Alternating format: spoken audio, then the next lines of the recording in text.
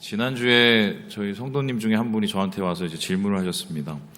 목사님, 만일에 요셉이, 제 아들이죠. 요셉이가 목회한다면 어떻게 하실 거예요? 이렇게 뭐 질문을 하셨는데, 이게 제가 가끔 받는 질문인데 되게 좀 애매한 질문이에요. 어떻게 대답을 하든지 좀 애매해지는 질문인데, 저는 이제 솔직한 사람이라 솔직하게 말씀을 드렸어요. 어쩔 수 없어요. 저는 아닌 것 같다고 이렇게 얘기를 했습니다.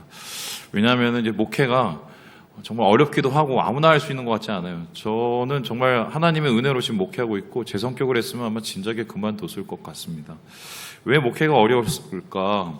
이 교회를 섬겨야 되고 성도를 섬겨야 되기 때문인데, 이 교회를 잘 섬기려면 지혜가 필요합니다. 그리고 성도를 잘 섬기려면 공감이 필요하거든요.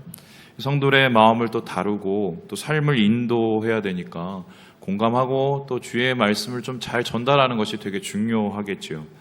그래서 참 이게 마음속에 뭘 하지 않아도 이렇게 돌덩어리가 하나 있는 것 같은 그런 느낌을 제가 맨날 받고 있어요. 그럼에도 불구하고 우리 성도들과 함께하고 성도들의 마음을 또 같이 하는 것이 중요한 것은 이게 전 목회자의 특혜라고 생각합니다. 왜냐하면은 성도들의 모습, 특별히 신자들의 모습을 옆에서 지켜보는 것이 저에게 되게 큰 유익이기 때문이에요. 믿음이 좋으신 분들을 바라보면서 도전을 받고요. 좀 어렵게 신앙이 잘 크지 않으신 분들을 보면서 오히려 타산지석을 이제 삼을 때가 많이 있습니다. 그런데 신기한 게 제가 이제 옆에서 어떻게 보면 제3자잖아요. 저도요. 지켜볼 때 비슷한 상황 또 비슷한 환경 속에서도 전혀 다른 모습으로 결과를 내고 열매를 맺는 분들이 이제 있어요. 되게 어렵고 힘든데 같은 상황 속에서 어떤 분들은 꿋꿋이 이겨내면서 뭔가 은혜로운 이 열매를 만드는가 하면 어떤 분은 지쳐 쓰러지거나 아니면은 거기에서 정말 낭망하고 힘들어서 헤어나지 못하는 분들을 가끔씩 볼 때가 있거든요. 도대체 그 이유가 무엇일까? 이런 생각을 제가 가끔씩 하게 됩니다. 오늘 우리가 함께 보는 이 말씀도 사실은 그러한 질문에 대한 것과 비슷합니다. 왜냐하면 이 히브리서를 처음 읽는 이 편지의 수신자들도 사실 비슷한 환경 속에 있었기 때문입니다.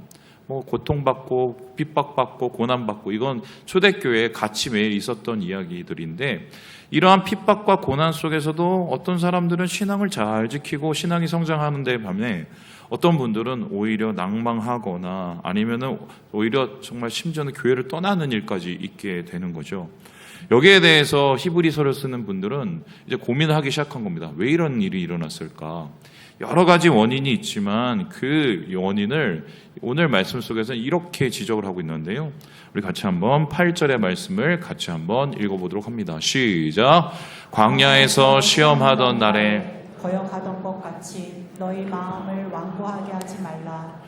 그러니까 이런 거죠. 광야의 생활을 이스라엘 백성이 40년 했죠. 그 40년 이스라엘 백성들 중에 가나안을 들어간 사람과 들어가지 못한 사람이 확실하게 구별이 됩니다. 그 가운데 하나님을 더 가까이 하고 믿음이 성장한 사람과 아니면 그러지 못한 사람들이 정확하게 구별이 되는 거죠. 바로 그 구별되는 이유가 무엇인가라고 했었을 때 히브리서 기자는 마음이 완고해졌기 때문이라고 얘기합니다. 그러니까 내 마음이 완고해지느냐 아니면 내 마음이 완고해지지 않느냐에 따라서 내 믿음이 성장하느냐, 반대로 내 믿음이 한마디로 성장하지 않고 정체되느냐, 이것이 결정된다는 것인데요. 자, 그렇다면은 완고해진다, 마음이 완고해진다는 것은 어떠한 의미일까요? 이 원어적부터 한번 살펴볼까요? 이건요, 스클레리노라는 단어입니다. 이 스클레리노라는 단어가 처음 이 쓰인 책을 찾아보면 이게 뭐냐면요, 재밌는 건데요, 히포크라테스의 문서에 등장합니다. 이 히포크라테스가 누구냐면 여러분 아시는지 모르겠지만 이제 의과대학이죠. 가면은 항상 그 입구에 있는 조각상 하나가 있죠. 그 뭐죠? 히포크라테스인데 최초의 의사라고 여겨지는 사람입니다. 근데 그 사람이 왜 스클레리노, 이 완고하다라는 말을 처음 썼냐면 우리의 몸에서 이렇게 고치려고 보니까 피부가 딱딱해지던가 아니면은 심지어는 혈관이 딱딱해지면서 소위 말해서 경화증이 일어나는 걸 발견한 거예요. 그런데 그 경화증이 일어나면 어떤 일이 일어나냐? 피부가 아주 도도내듯이 썩어버리고 동맥이 경화되면 죽어버리는 이런 일이 일어나게 되는 것입니다. 그걸 가리켜서 스클레리노라고 하는데요. 지금 히브리서 기자는 우리의 마음에 믿음이 자라나지 못하는 이유가 마음이 스클레리노 되기 때문이다. 딱딱해지기 때문이다. 완고해지기 때문이다. 굳어지기 때문이라고 이야기를 하고 있습니다.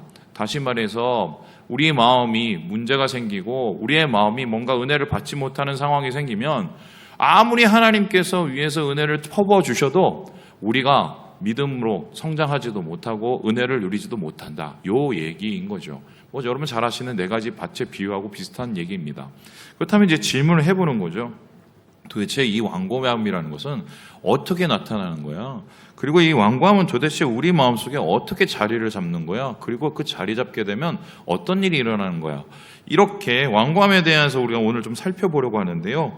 그래서 완고함이란 무엇인가? 그 처음과 나중을 우리가 한번 이렇게 살펴보도록 하겠습니다. 처음 같이 한번 읽어볼까요? 시작. 완고함의 현상, 불신. 저렇게 딱딱한 바위처럼 완고함은 어떻게 이루어지는가? 처음에 나타나는 모습을 보면은 불신앙, 잘 안 믿는다는 것입니다. 우리 함께 9절의 말씀을 같이 한번 읽어보도록 합니다. 시작. 거기서 너희 열조가 나를 시험하여 증험하고 40년 동안 나의 행사를 보았느니라. 요 9절은 좀 반대로 읽으면 좋습니다. 40년 동안 너희 열조가 내가 뭘 하는지 행사를 봤음에도 불구하고 나를 어떻게 해요? 시험하고 하나님을 계속해서 힘들게 만들었다는 것입니다. 그렇다면 여기서 중요한 것 한 가지를 알 수 있는데, 여러분 마음이 딱딱해진다, 굳어진다, 영혼이 잘 우리 안에서 은혜롭지 못하다는 것은 듣지 못해서 그런 게 아닙니다. 하나님의 음성을 듣지 못해서 그런 게 아니에요. 그리고 하나님이 하신 일을 보지 못해서 그런 게 아닙니다. 심지어 하나님의 역사의 자리에 동참을 했음에도 불구하고 마음이 완악해질 수가 있다는 거예요. 그래서 이 완악함에 대한 이야기를 하고 있는 이 글은요, 사실은 시편 95편을 인용하고 있는 건데, 시편 95편의 이 원전을 보면은 이 완악함에 대한 40년 동안의 이스라엘 백성에게 일어났던 일에 대한 모습이 이렇게 기록되고 있습니다. 우리 같이 한번 8절 말씀을 읽어보죠. 시작. 너희는 무리바에서와 같이 또 광야의 마사에서 지냈던 날과 같이 너희 마음을 완악하게 하지 말지어다. 이스라엘이 광야에서 보낸 세월은 40년이었습니다. 그런데 하나님께서 그것은 계획하지 않은 세월이었어요. 원래 하나님께서는 1년이나 2년 안에 준비시켜서 다 가나안에 보내려고 그랬습니다. 그런데 그게 플러스 38년이 된 이유는 무엇인가? 지금 시편 95편의 기자가 얘기하고 있는 게 뭐냐면 무리바에서 무슨 일이 있었고 마사에서 무슨 일이 있어서 그렇게 됐다라고 하는데요. 실제적으로 출애굽기를 바라보고 민수기를 바라보면 마사라는 곳에서 하나님 앞에 불평하고 원망하는 사건과 무리바에서 하나님 앞에 또 도전하는 사건이 일종의 광야 생활의 처음과 끝이라고 볼 수가 있습니다. 그래서 광야 40년은 어떻게 망가졌느냐? 마사에서 망가지고 완전히 무리바에서 끝장났다, 이렇게 볼 수가 있습니다. 자, 그렇다면 도대체 어떻게 이런 일이 일어났을까? 여기에 대한 그림을 한번 보실까요? 이게 바로 무리바 사건에 대한 것을 나눈 겁니다. 이 사건의 발단은 저기 보이는 반석의 물이었습니다. 반석에 물이 나면 불평할 게 없지만 물이 안 나니까 불평한 거죠. 물이 안 나니까 목이 마르죠. 그런데 그들이 마실 물이 없었냐? 그건 아닙니다. 그런데 이제 답답한 거죠. 내일 어떻게 될지 모르니까. 그래서 하나님 앞에 불평을 하기는 좀 그러니까 모세에 대고 이제 불평을 하다가 나중에 모세에게 반역을 하고 하나님에 대한 원망으로 이제 발전하게 되는 게 이게 무리바 사건이고 마사 사건입니다. 그런데 흥미로운 게 여러분 보세요. 이 무리바 마사 사건 하나님 앞에 대들고 모세한테 대들고 이런 문제점이요. 근데 이게 어떨 때냐면요. 하나님이 우리 인류 역사상 가장 가까이 있었을 때입니다. 여러분 생각해 보세요. 요즘에 여러분께서 하나님의 음성을 직접 들어보신 분 여기 계십니까? 없죠. 하나님의 영광을 직접 보신 분 없죠. 하나님이 여러분을 인도하는 것을 느껴보신 분 잘 없습니다. 왜냐? 이런 일은 광야 40년 외고는 절 없어요. 아침에 일어나면은 불기둥이 있습니다. 그리고 불기둥이 떠올라서 구름기둥이 돼요. 가죠, 멈추죠, 돌봐주시죠, 말씀해 주시죠. 물리적으로 이스라엘 백성들이 온 인류가 가장 가까이 하나님하고 있었던 시기가 바로 이 광야 40년 시기입니다. 그런데 그 광야 40년 시기에서 어떤 일이 일어납니까? 그럼에도 불구하고 하나님을 못 믿죠. 우리가 보통 생각합니다. 하나님이 어떻게 해주면 내가 믿을 텐데, 하나님이 요거를 어떻게 내 마음에 해주시면 어떻게 믿을 텐데. 우리는 출애굽의 역사를 통해서 보는 게 하나님께서 역사를 하셔도 못 믿을 수 있어요. 정확하게 표현하면 안 믿는 것이죠. 그래서요, 오늘 이 글을 읽고 있는 히브리서 기자도 마찬가지인데 이분들이 교인들이에요. 비교인이 아니에요. 비신자가 아니에요. 그럼에도 불구하고 하나님에 대한 믿음의 문제가 생겨서 하나님의 역사를 보고도 말씀을 듣고도 따르지도 않고 그것을 받아들이지도 않고 그것에 기뻐지 하지도 않는 말 그대로 딱딱한 심령이 된 것이 바로 완악함의 현상이라고 볼 수가 있습니다. 자, 그렇다면 질문해 보죠. 그렇다면 왜 이렇게 됐냐는 거예요. 이 사람들이 신자임에도 불구하고 왜 이렇게 완고해졌느냐? 여기에 대해서 완고함에 대한 두 번째가 중요한데요. 우리 같이 한번 읽어보도록 하겠습니다. 시작. 완고함의 원인 미혹. 왜 이렇게 됐느냐? 뭐 때문에 이렇게 됐다고요? 원인이 미혹이라는 거예요. 우리 함께 10절의 말씀을 읽어봅니다. 10절 말씀입니다. 시작. 그러므로 내가 이 세대에게 노하기를 이르기를 그들이 항상 마음이 미혹되어 내 길을 알지 못하는도다 하였고 이 사람들이 이들이 왜 이렇게 됐느냐, 이스라엘 백성들이 왜 그 모양으로 못 믿었을까, 왜 완악해졌을까를 하나님께서는 진단하시기를 마음이 미혹됐다라고 얘기합니다. 여러분, 그렇다면 미혹됐다는 것은 어떤 의미일까요? 우리가 보통 미혹된다고 생각하면 뭐에 끌리고 뭐 이렇게 생각하는데 그게 아니에요. 이 단어의 뜻은 뭐냐면요, 빗나가다입니다. 그럼 우리식으로 표현하면 마음이 비뚤어졌다는 겁니다. 그러니까 마음이 비뚤어지면 하나님께서 어떤 말씀을 하시건 어떤 역사를 보여주시건 어떤 은혜의 장소에 있던 간에 그것을 삐딱하게 봅니다. 왜냐하면 그 사람의 마음의 눈이 이미 삐딱해지기 때문입니다. 이것을 나타내는 대표적인 완악함의 역사가 바로 이것이 아닐까 싶은데 보여주시죠. 가데스 바네아의 사건입니다. 여러분, 가데스 바네아가 어떤 곳입니까? 바로 가나안의 입구였습니다. 거기에서 하나님과 이스라엘 백성들이 협의를 봤어요. 야, 너희들 이제 여기 들어가야 되는데 여기 이제 12정탐꾼 해갖고 저기 들어가자. 그러면서 한 집마당 한 명씩 다 뽑습니다. 12명 보냅니다. 40일 동안 들여보냈어요. 이 가나안을 다 보게 만듭니다. 그리고 나서 어떤 일이 일어나느냐, 와서 이스라엘 백성 가운데 난리가 납니다. 오늘 우리가 포도도 가져가시면 거기도 포도를 엄청 들고 왔거든요. 포도밭 갔다 왔어요. 그런데 갔다 와서 포도를 보고도 심지어 하나님께서 보실 그 젖과 꿀이 흐르는 땅을 보고도 한편은 야, 우린 망했다 하고 한편은 아니다, 저게 우리 거라고 이야기를 합니다. 왜 그러냐? 마음이 비뚤어졌기 때문이에요. 미혹되었기 때문입니다. 그렇다면 이스라엘 백성은 어떤 과정을 통해서 이렇게 마음이 비뚤어지게 됐을까? 이것을 과정을 살펴보면 민수기 13장과 14장에 이렇게 정리를 할 수가 있어요. 이 첫 번째는 뭐부터 시작하면요, 야, 내가 가봤는데 야, 거기 땅이 좋긴 하는데 막 사람들이 너무 커갖고 우리가 이거 되겠어? 가면 다 죽어. 그 환경을 불편하기 시작합니다. 우리도 마찬가지인데 마음이 왜 비뚤어지느냐? 환경 얘기를 하다가 상황 얘기를 하다가 이거 안 돼 이러면서 마음이 조금씩 빗나가기 시작하는 거예요. 그리고는 그 다음에 무슨 얘기가 옵니까? 야, 우리 좀 봐. 메뚜기 같잖아. 쟤네들은 거인인데. 바로 상황을 얘기하다가 내 자신에 대한 얘기를 해요. 그리고 내 자신이 얼마나 모자란지에 대한 이 자괴감이 느껴지는 거죠. 야, 우리 아무것도 아니야. 저거 되겠어? 안 돼. 그러면서 상황 다음엔 내 마음이 무너져요. 그리고 마지막으로 어떻게 됩니까? 상황의 마음이 빗나가고 나의 모습의 마음이 빗나가고 마지막엔 그것이 다 하나님을 향하겠죠. 하나님 왜 이렇게 하신 거야? 결국 우리가 광야에서 다 죽게 만들려고 여기까지 이끌어 주신 거야. 나를 망하게 하시는 하나님, 우리를 망하게 하시는 여호와 하나님으로 결론이 나게 되는 겁니다. 그러니까 이 마음의 미혹은, 비뚤어짐은 사실 주변에서 나도 모르게 정말 이 가랑비에 속옷 젖듯이 환경에서 시작돼서 마음으로 침투하고 하나님과의 관계로 망가뜨리는 것으로 끝이 나게 되는 거죠.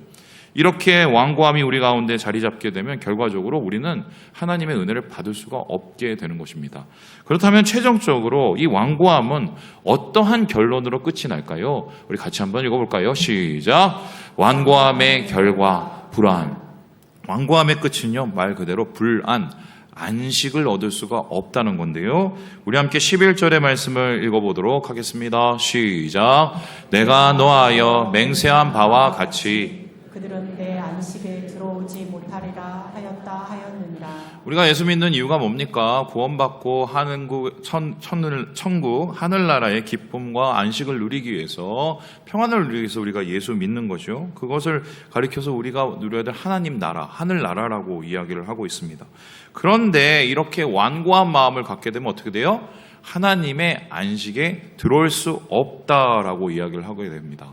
왜 그런가? 잘 생각해 보면 그렇습니다. 믿음을 잃으니까 믿음의 열매를 잊죠. 그건 평안이죠. 평안을 잃으면 어떻게 됩니까? 결국 하나님 자체를 잃어버리게 되기 때문입니다.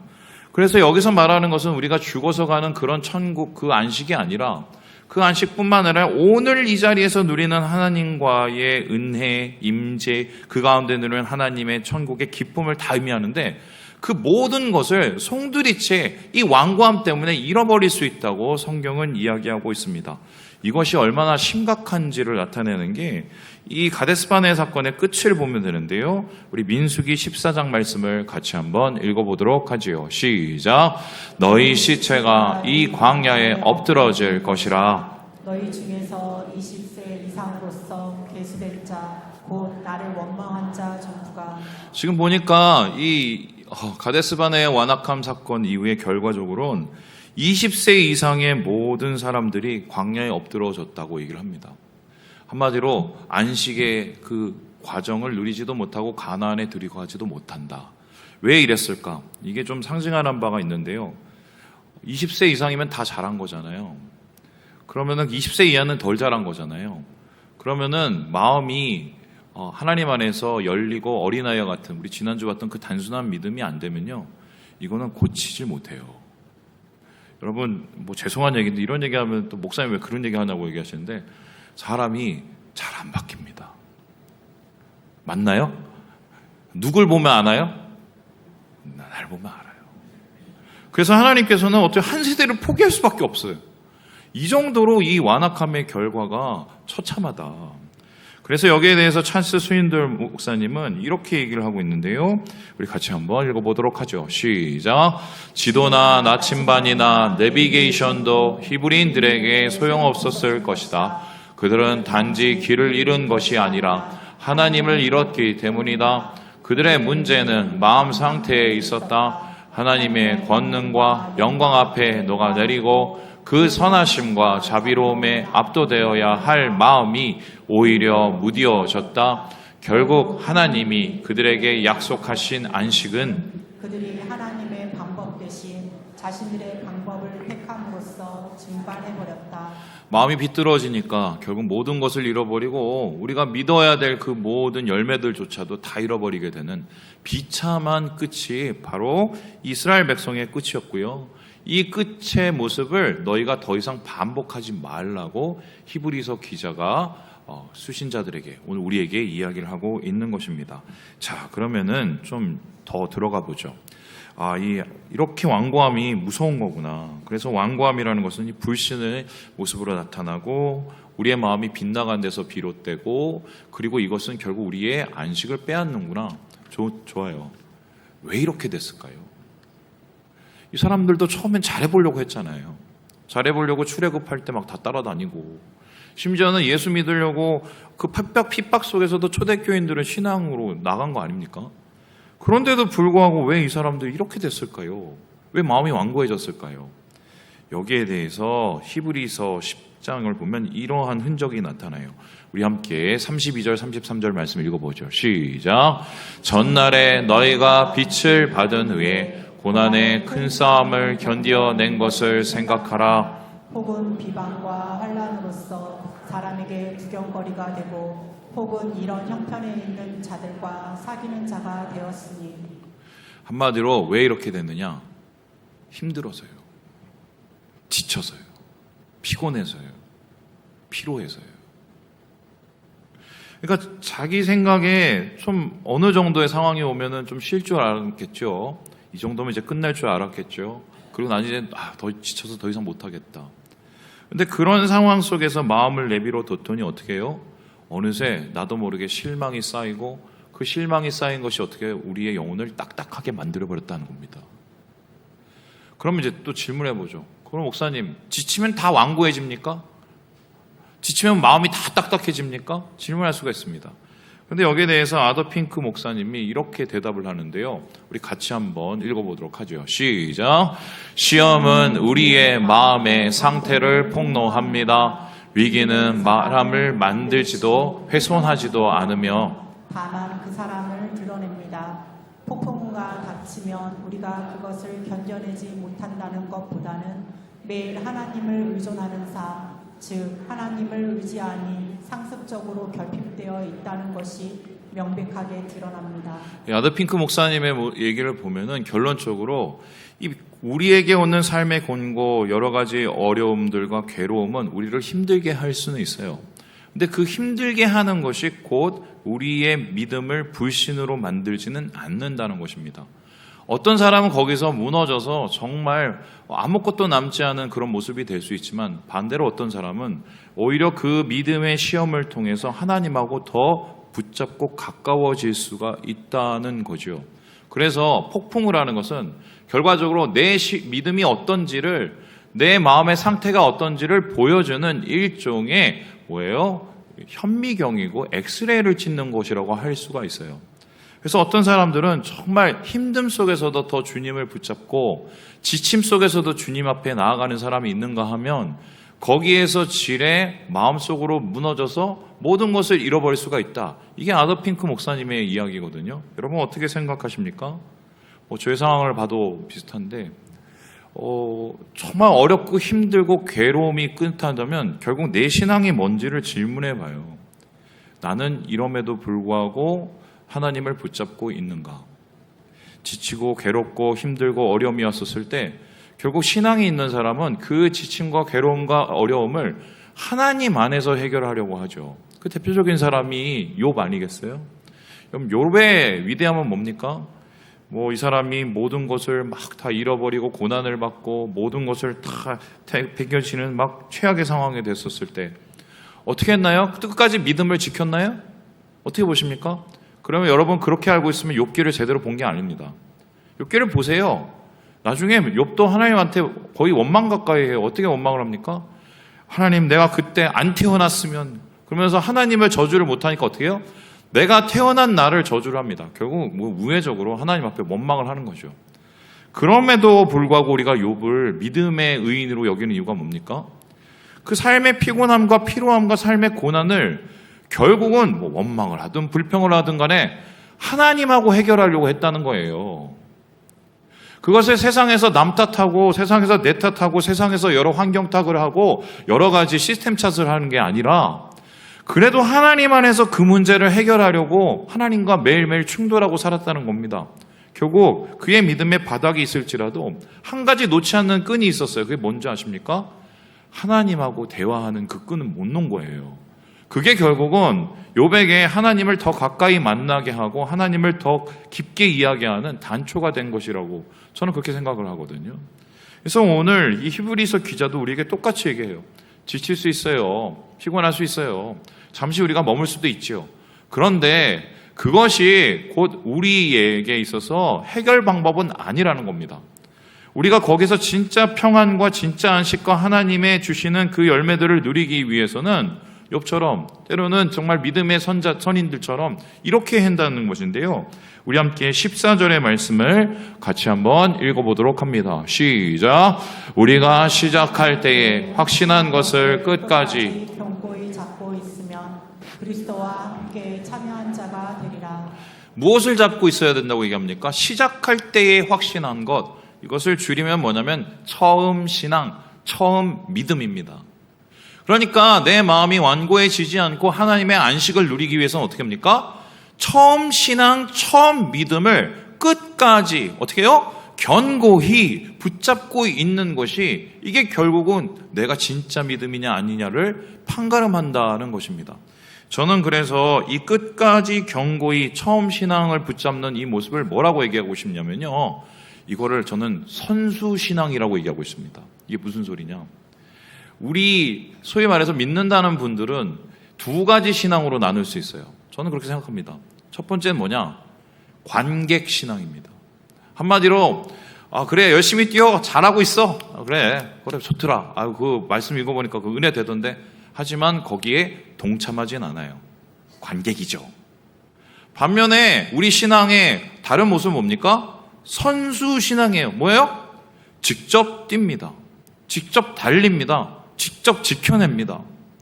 제가 야구를 이게 좋아하는데 힘들고 어려우면 저는 이제 야구에서 위로를 많이 받아요. 최근에 제가 좋아하는 LG 트윈스가 1등을 하고 있어서 되게 큰 위로가 되고 있습니다. 죄송해요, 다른 팀들. 그런데 제가 이제 가끔씩 이제 막 지고 있잖아요. 그러면은 막 얘기를 합니다. 뭐라고 하냐면, 아유, 쟤 뭐야, 쟤 그만해, 아유, 쟤 그만둬라, 막. 그러면 옆에서 듣고 있다가 제 아내가 그래서 직접 가서 해보지, 그래. 신앙은 관객이 아니에요. 선수가 되는 거예요. 어떤 우리 경주의 선수입니까? 처음에 믿음을 지켜나가는 그 경주죠.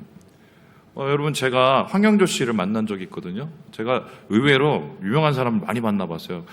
의도적으로 만난 게 아니라 스쳐가듯이 만났습니다. 제가 신교대라고 그러나요? 신병교육대. 이제 거기에 갔어요. 가서 막 교육을 막 받는데, 제 뒷기수가 이제 6주 정도 이렇게 훈련받고 가시는 분들인데, 어디서 많이 본 분이 있는 거예요. 황영조 씨였습니다. 마라톤의 영웅. 그분이었어요. 근데 놀란 게 두 가지였는데, 첫 번째는 뭐냐면 키가 작아요.